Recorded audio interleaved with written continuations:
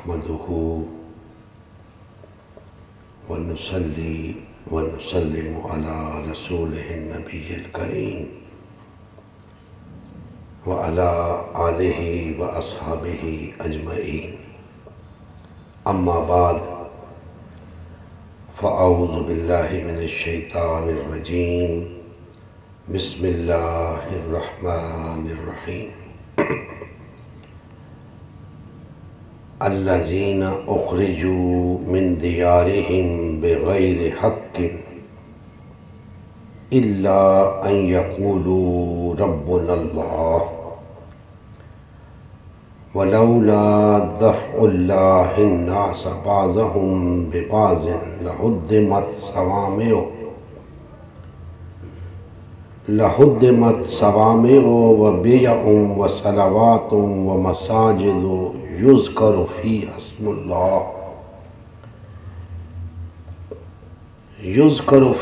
اسم الله كثيرا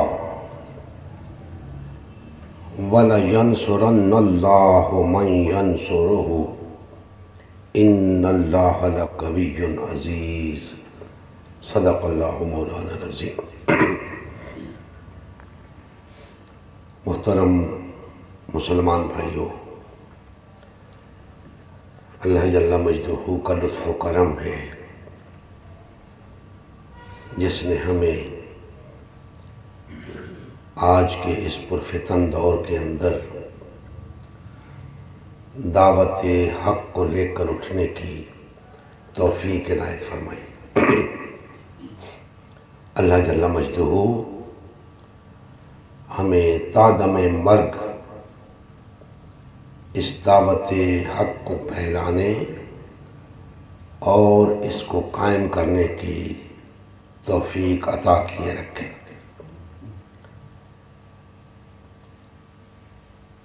میں نے آپ کے سامنے سورہ الحج کی آیت نمبر 40 کی تلاوت کا شرف حاصل کیا ہے. اللہ جل مجدہ نے ارشاد فرمایا، یہ وہ لوگ ہیں کہ اپنے گھروں سے ناحق نکال دیے گئے، ان کا کچھ قصور نہیں تھا، ہاں یہ کہتے ہیں کہ ہمارا پروردگار اللہ ہے، ہمارا رب اللہ ہے. اور اگر اللہ لوگوں کو ایک دوسرے سے نہ ہٹاتا رہتا تو راہبوں کے صومعے اور عیسائیوں کے گرجے اور یہودیوں کے عبادت خانے اور مسلمانوں کی مسجدیں جن میں خدا کا بہت سا ذکر کیا جاتا ہے گرائی جا چکی ہوتی. اور جو شخص اللہ کی مدد کرتا ہے اللہ اس کی ضرور مدد کرتا ہے. بے شک اللہ توانا اور غالب ہے.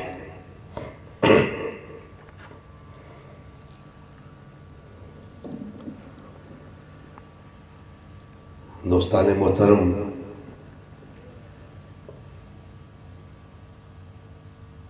اس روئے زمین کے اوپر جب سے انسان آباد ہوا اللہ کی مشیت سے، اور پھر تولد کا ایک سلسلہ جاری ہوا، نسل انسانی بڑھتی گئی، اس کے ساتھ ہی خیر و شر کی قوتیں برسر پیکار رہی شروع سے، اور یہ خیر و شر کا مارکا چلتا آ رہا ہے، چلتا رہے گا. یہ دنیا بسائی ہی اسی لیے گئی ہے کہ یہ خیر و شر کا مارکا لڑا جائے، اور اللہ جل مجدہ چاہتے ہیں کہ پتہ چلے کہ میرے بندوں میں سے کون اس خیر و شر کے مارکے میں حق کا ساتھ دیتا ہے، کون خیر کی طرف ہوتا ہے، کون شر کی طرف ہوتا ہے۔ لہذا ہم کہہ سکتے ہیں کہ انسانیت ہمیشہ سے کم و بیش دو گروہوں میں تو واضح تقسیم نظر آتی ہے، ایک اہل خیر، ایک اہل شر۔ تعداد میں کمی بیشی ضرور ہے، لیکن ایسا نہیں کہ کوئی گروہ بالکل ہی ناپید ہو گیا ہو، ایسا نہیں ہوا۔ ہمیشہ دونوں گروہ موجود رہے کسی نہ کسی صورت میں۔ اب یہ خیر و شر کا معرکہ چلتے چلتے نبی کریم صلی اللہ علیہ وآلہ وسلم کے عہد مبارک تک پہنچا۔ اللہ جل مجدہ نے انسانیت پہ کرم فرمایا، آپ کی بعثت ہوئی، اللہ نے اپنی پاک کتاب اپنے آخری نبی اور پیغمبر پر نازل کی، جو نہ صرف آج بلکہ تا قیام قیامت تمام انسانیت کے لیے مشعل راہ ہے، ہدایت ہے۔ تو آج ہمیں بھی اسی کتاب سے، اسی قرآن سے ہدایت لینی ہے۔ اس قرآن سے ہدایت لینے کا حق اللہ کے آخری نبی اور رسول صلی اللہ علیہ وسلم اور آپ کے صحابہ نے ادا کیا کہ اس قرآن سے ہدایت کیسے لینی ہے۔ انہوں نے اس کا حق ادا کر دیا، رہتی دنیا تک ایک مثال قائم کر دی۔ اب اس کے بعد وقتاً فوقتاً لوگ آئے، اپنے اپنے طور پہ ہدایت لیتے رہے۔ آج ہم جس دور میں کھڑے ہیں، تو کیا آج ہمیں اس قرآن سے ہدایت لینے کی ضرورت نہیں ہے؟ ضرور ہے، لازماً ہے، اور یہ رہے گی۔ کوئی دور ایسا نہیں آنے والا کہ انسان اس کتاب سے بے نیاز ہو کر کہے کہ میں سب کچھ درست کر سکتا ہوں۔ کوئی ایسا وقت نہیں آنے والا۔ تا قیام قیامت انسان حقیقی رہنمائی کے لیے اس کتاب کا محتاج ہے۔ اس سے ہٹ کر جو رہنمائی بھی اسے ملے گی، جہاں سے بھی ملے گی، وہ کم از کم ناقص ضرور ہوگی۔ اگر ہم محتاط بات کریں تو وہ کم از کم ناقص ضرور ہوگی۔ اول تو وہ غلط ہوگی، باطل ہوگی، لیکن اگر بہت ہی احتیاط سے کام لیا جائے تو وہ ناقص ضرور ہوگی۔ تو دوستان محترم، ہمیں بہر طور اسی کتاب سے رہنمائی لینی ہے، تاکہ ہم جذبات کی رو میں بہہ کر اپنی دنیاوی چیزوں کی رغبت کی وجہ سے غلط ڈگر پہ نہ چل پڑے، اپنی نفسانی خواہشات کی وجہ سے دنیا کی لذتوں کے پیش نظر، اپنے مفادات کے پیش نظر، اپنے سہانے مستقبل کی خاطر کہیں ہم غلط ڈگر پہ نہ چل پڑیں۔ اس لیے اس سے رہنمائی لازماً لینی ہے۔ آج میں تو کہوں گا کہ پوری دنیا انقلاب کے دھانے پر کھڑی ہے۔ پوری دنیا ایک انقلاب کے دھانے پر کھڑی ہے، لیکن اگر ہم دنیا کو ایک طرف رکھیں تو جو ہماری دنیا ہے جسے ہم پاکستان کہتے ہیں، یہاں تو بالکل انقلاب ہمارے دروازے پہ دستک دے رہا ہے، یوں سمجھے۔ اب انقلاب دو طرح کا ہوتا ہے، انقلاب دو طرح کا ہوتا ہے۔ جیسے میں نے شروع میں آپ سے تمہیداً عرض کر دیا کہ خیر و شر کا معرکہ چل رہا ہے اس روئے زمین کے اوپر، تو اسی طرح انقلاب بھی دو طرح کا ہے، ایک خیر کا انقلاب ہے، ایک شر کا انقلاب ہے۔ آج پاکستان کی صورتحال کو مد نظر رکھتے ہوئے ہمیں دو طرح کے انقلاب سامنے رکھنے پڑیں گے، تب بات بنے گی۔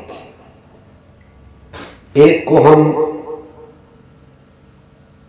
سیکولر انقلاب کہہ سکتے ہیں، ایک کو ہم اسلامی انقلاب کہہ سکتے ہیں۔ یہ دو انقلاب دستک دے رہے ہیں ہمارے دروازے پہ، ہمارے ملک کے اندر، جلد یا بدیر یہ کام ہونے والا ہے۔ اب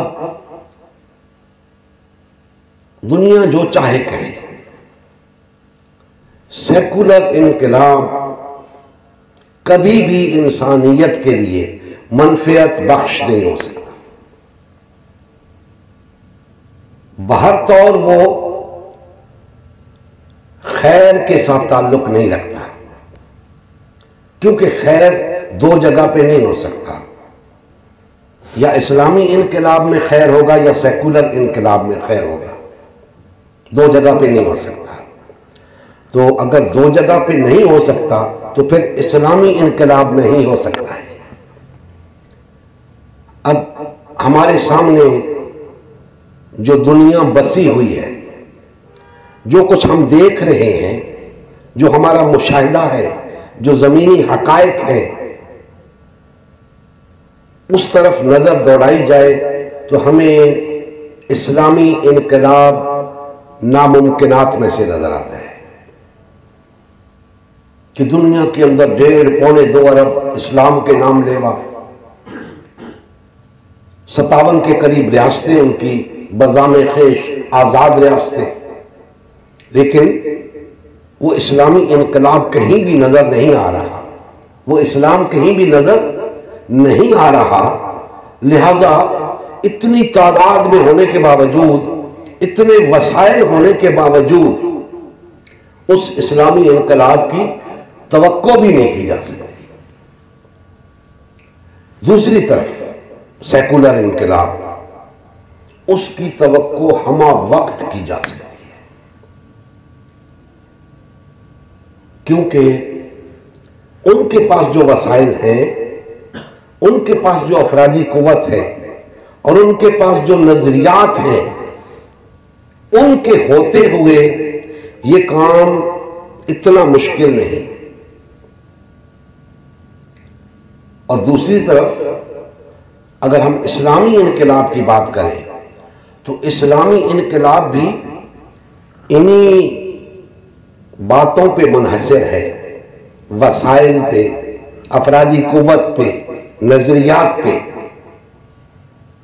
لیکن مسئلہ یہ ہے کہ مسلمان تقسیم ہے،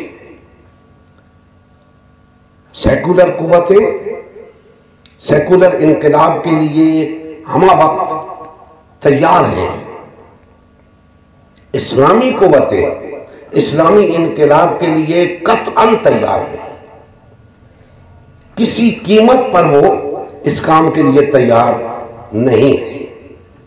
لہذا مشکلات ہیں، تاخیر بہت زیادہ ہو سکتی ہے، تاہم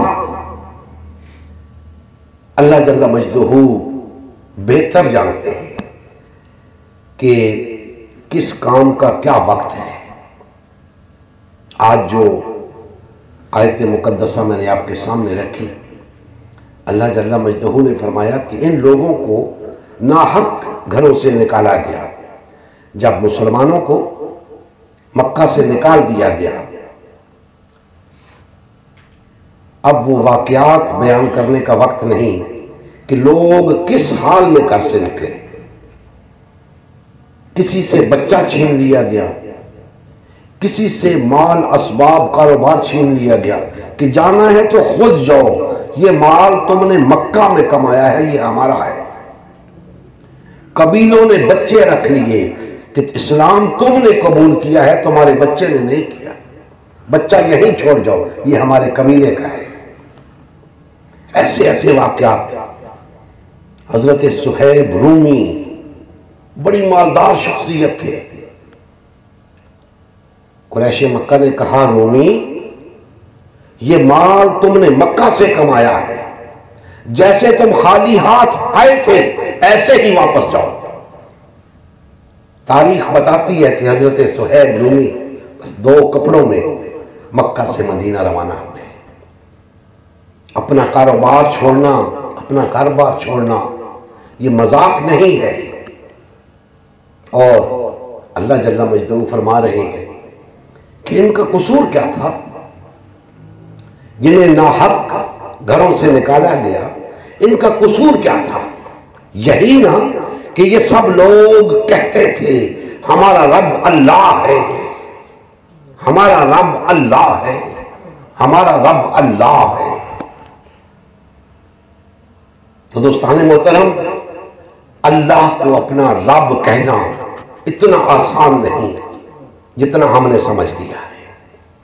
اس کے لیے گھر بار چھوڑنا پڑتا ہے، قربانیاں دینی پڑتی ہیں، مال لٹانا پڑتا ہے، اپنی صلاحیتیں لگانی پڑتی ہیں، وہ سب کچھ کرنا پڑتا ہے جو آج ہم غیر اللہ کے لیے کر رہے ہیں. اللہ کے لیے وہ سب کچھ کرنا پڑتا ہے جو آج ہم غیر اللہ کے لیے کر رہے ہیں. قرآن بتا رہا ہے، میں نہیں کہہ رہا کہ ان کا قصور یہ تھا. انہیں یہ سب کچھ کیوں کرنا پڑا؟ گھر بار کیوں چھوڑنا پڑا؟ بیوی بچے کیوں چھوڑنے پڑے؟ مال کاروبار کیوں چھوڑنا پڑا؟ اس لیے کہ انہوں نے کہا ہمارا رب اللہ ہے.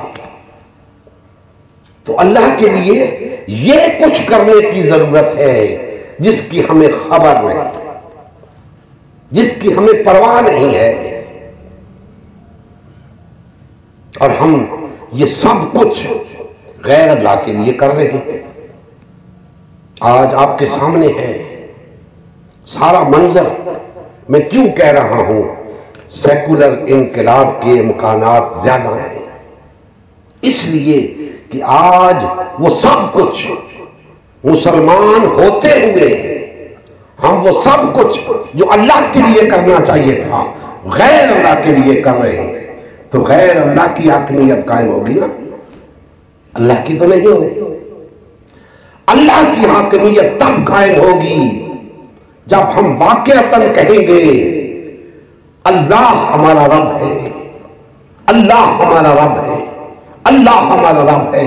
اور پھر وہ سب کچھ جو آج غیر اللہ کے لیے کر رہے ہیں اللہ کے لیے کریں گے، تب اللہ کی حاکمیت قائم ہوگی. ہماری تعداد کم نہیں ہے، ہمارے پاس وسائل کی کمی نہیں ہے، اس غیرت کی کمی ہے جو انسان سے وہ سب کچھ کرواتی ہے جو اللہ کے لیے کرنا چاہیے. اس غیرت کی کمی ہے. یعنی ہماری غیرت نہ جانے کہاں چلی گئی. کہ ایک تو یہ ہوتا ہے نا کہ اللہ کے لیے اگر کچھ نہیں کرتے تو غیر اللہ کے لیے بھی کچھ نہ کرو. یہاں الٹا حساب ہے. نہ صرف یہ کہ اللہ کے لیے کچھ نہیں کرتے بلکہ وہی کچھ غیر اللہ کے لیے کرتے ہیں. اس کا مطلب یہ ہے کہ اللہ کے لیے بھی کر سکتے ہیں، کرتے نہیں ہیں. اللہ کے لیے بھی وہ سب قربانیاں دے سکتے ہیں، دیتے نہیں ہیں. پھر کہتے ہیں اللہ ہمارا رب ہے. ارے نہیں، اللہ تمہارا رب نہیں ہے. اللہ ان کا رب تھا جنہیں گھروں سے نکالا گیا، جنہوں نے قربانیاں دی، گھر بار چھوڑا، بیوی بچے چھوڑے، کاروبار لٹایا، سب کچھ قربان کیا، حتیٰ کہ جان دینے کا وقت آیا تو جان بھی دے دی۔ اللہ ان کا رب ہے، ہماری کیا حیثیت ہے؟ ہم تو اللہ کو اپنا رب کہتے ہوئے شرماتے ہیں۔ ہم اللہ کے لیے کریں گے کیا؟ اور غیر اللہ کے لیے سب کچھ کرتے ہیں، وہ بھی کرتے ہیں جو ہماری بساط میں نہیں، اور اللہ کے لیے وہ بھی نہیں کرتے جو ہم آسانی سے کر سکتے۔ دوستان محترم، یہ درد ہے، بیان کرتا رہتا ہوں کہ کاش کسی بھائی کی سمجھ میں آ جائے، کچھ لوگوں کو سمجھ آ جائے، ہم نہ صحیح کوئی اور صحیح یہ کام کر جائے،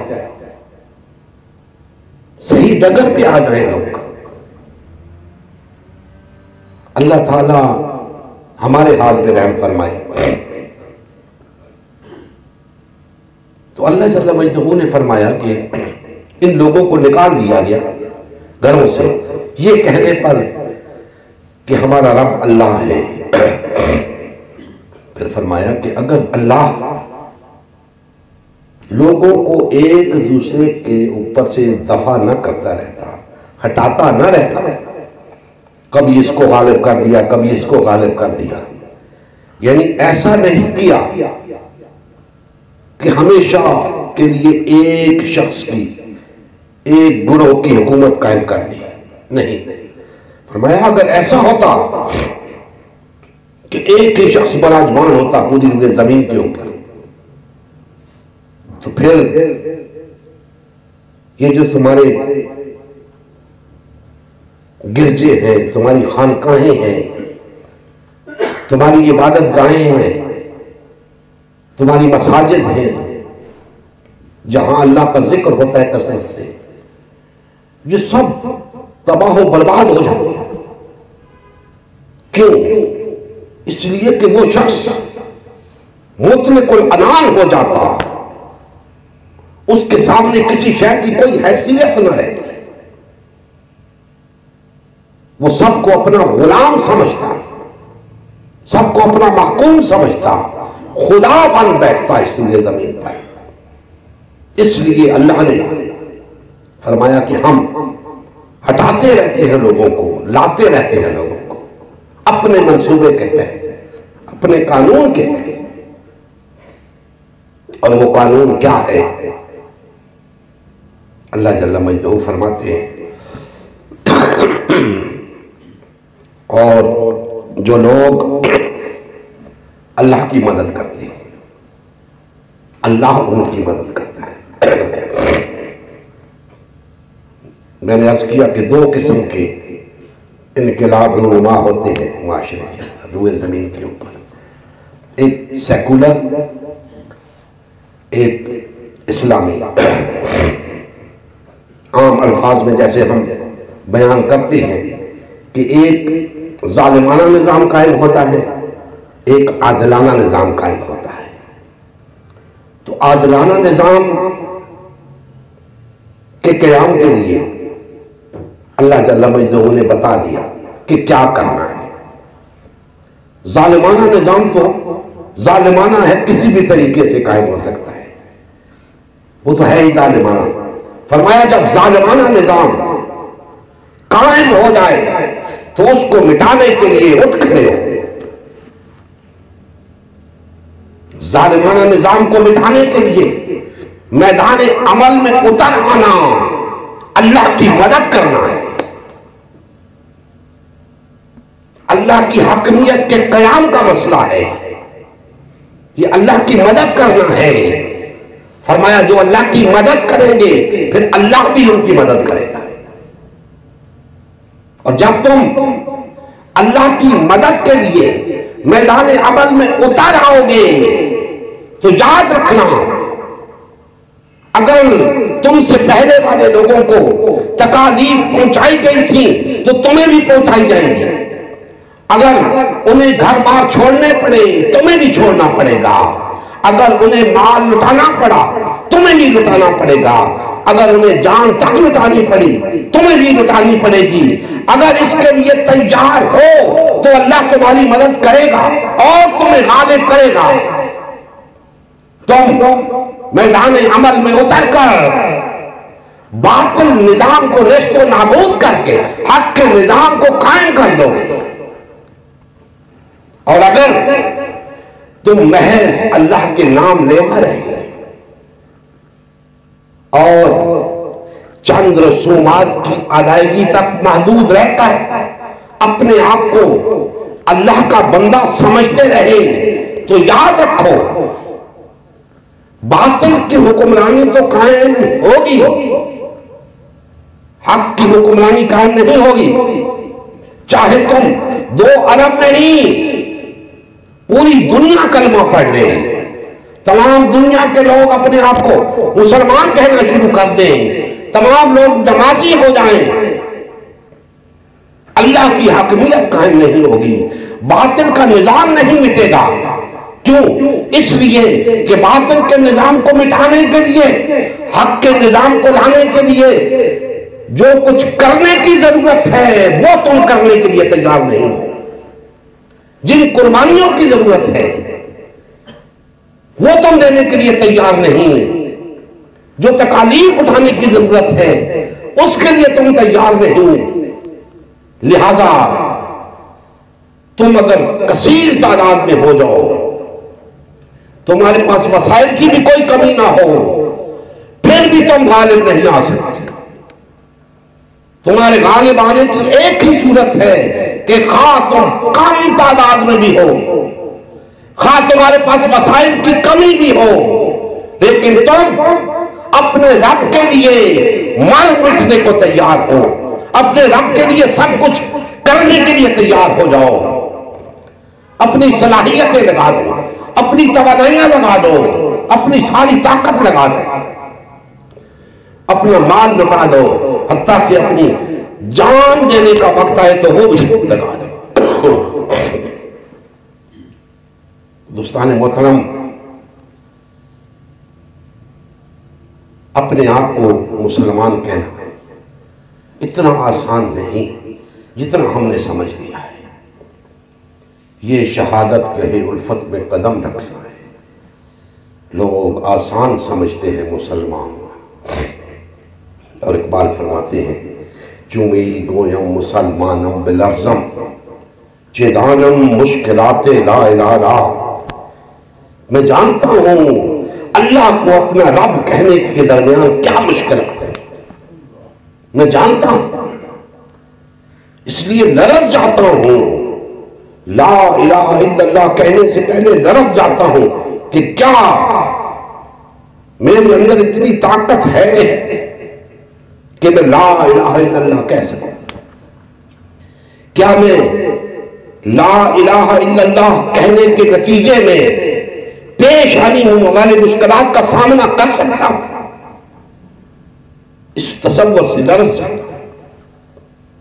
تو دوستان محترم، آج جو انقلاب ہمارے دروازے پہ دستک دے رہے ہیں، میں مایوس نہیں ہوں، میں بالکل مایوس نہیں ہوں، اور نہ صرف مایوس نہیں ہوں بلکہ پر امید ہوں کہ انشاءاللہ سیکولر انقلاب کی جگہ اسلامی انقلاب برپا ہوگا۔ جد و جہد کی ضرورت ہے، کام کرنے کی ضرورت ہے، کوئی شک نہیں۔ جب اللہ جل مجدہ نے وعدہ فرما دیا ہے تو ہو نہیں سکتا کہ ہم جد و جہد کریں اور اللہ جل مجدہ وعدہ وفا نہ کرے۔ ہماری جد و جہد میں کمی ہو سکتی ہے، ہم نے اس کمی کو پورا کرنا ہے، ہر طریقے سے، ہر انداز سے کام کو آگے لے کر بڑھنا ہے، تیز رفتاری کے ساتھ کام کرنا ہے، اور تمام مسلمان بھائیوں کو اس دھارے میں لانا ہے، ایک فورم پہ لانا ہے، ایک جھنڈے کے نیچے لانا ہے، تحریک نظام مصطفیٰ کے پلیٹ فارم پہ لانا ہے، اکٹھا کرنا ہے سب کو۔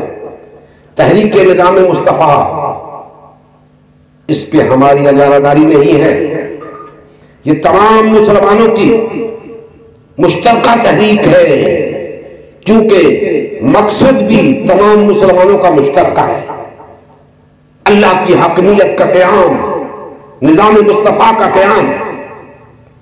اس مشترکہ مقصد کے لیے جد و جہد بھی مشترکہ کرنی ہوگی، مل کر کرنی ہوگی۔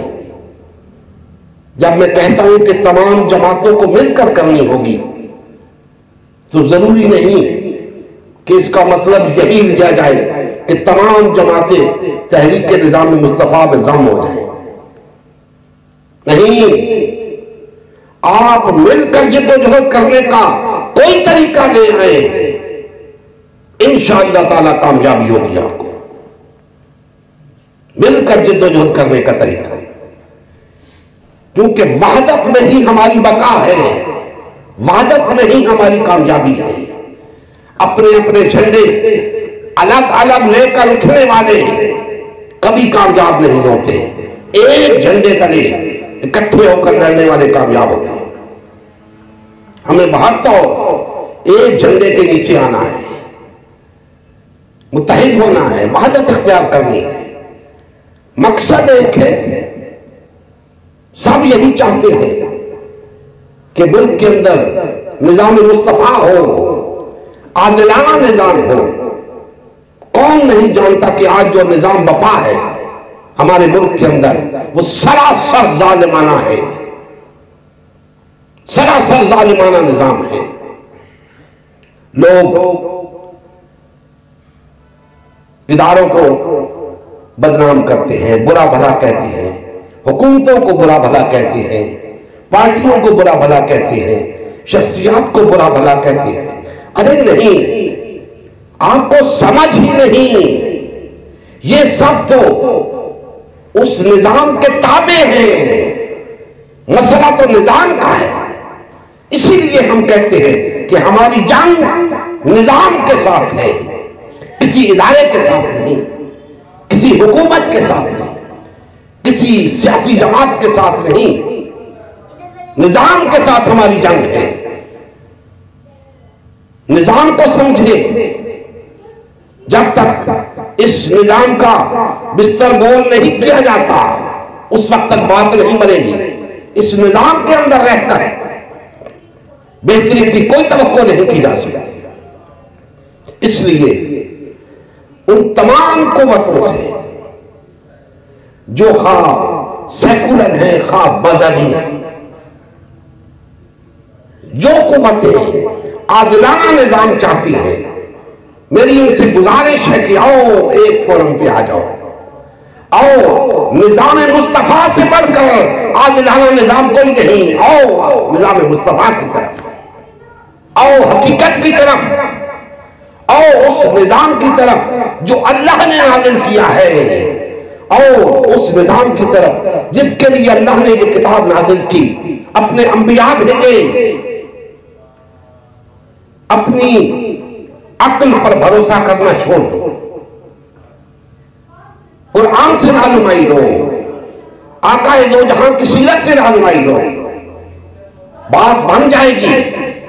ورنہ یوں ہی بھٹکتے رہو گے، یوں ہی مار کھاتے رہو گے، ظلم و ستم کی چکری میں پستے رہو گے، باطل اور طاغوتی طاقتیں تمہیں کبھی سر نہیں اٹھانے دیں گی۔ ابھی بھی وقت ہے، سدھر جاؤ، سمجھ جاؤ، ایک ہو جاؤ۔ یہ قیادتوں کے جھگڑے تمہیں لے بیٹھیں گے۔ کیا پا لیا تم نے قیادتیں کر کے؟ 77 سال ہو گئے ہیں پاکستان کو بنے، تم سارے قائدین کچھ نہ کر سکے، پارٹیوں میں تقسیم رہ کر تم کچھ نہ کر سکے، تفرقے میں رہ کر تم کچھ نہ کر سکے۔ آؤ ایک مرتبہ وحدت اختیار کر کے دیکھو، ایک ہو کر دیکھو۔